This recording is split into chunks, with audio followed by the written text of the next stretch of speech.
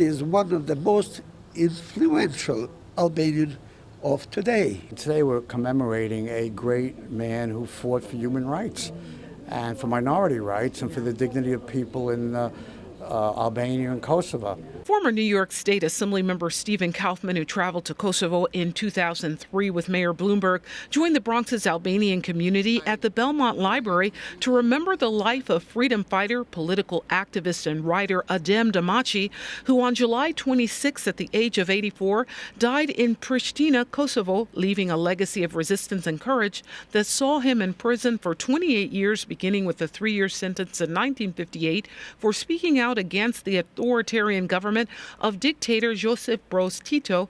That was followed by 2 additional terms, one in 1964 to 74 and 75 to 1990. We used to call him like 30 years ago like Nelson Mandela.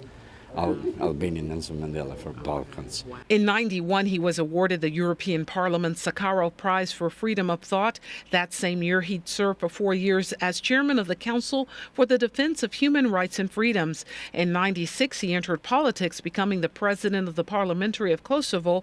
All this before the war would begin in 98, causing many to flee the country. He would remain and later see Kosovo recognized as an independent country in 2008.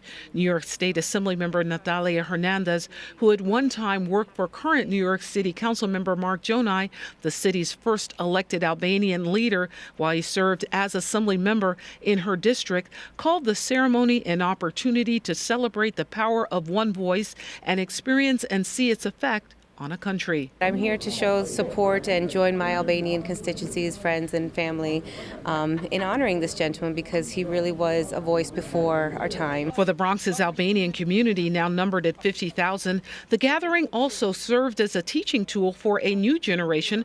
13-year-old Aaron Rogova was here with his grandfather. It kind of shows me like how stuff was back then and how like people stood up for like their rights and stuff.